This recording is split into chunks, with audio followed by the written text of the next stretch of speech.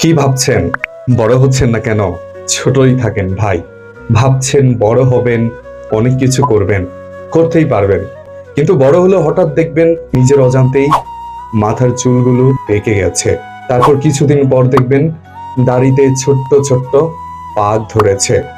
এরপর এরপর কিছুদিন পর শরীরটাও নুয়ে যাবে, আগের বাহাদুরিগুলো থাকবে না।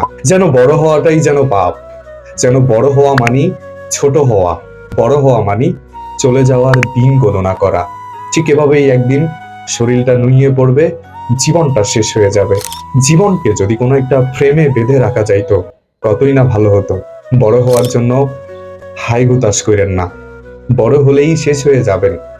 দুনিয়ার চাপ, জীবন সংসারের চাপ, কত কি চাপ আপনাকে সামলাতে হবে। চাপ সামলাতে সামলাতে একদিন মালাকুল মউত এসে হাজির হয়ে যাবে। আসলে এটাই জীবন, এটাকেই বড় হওয়া বলে।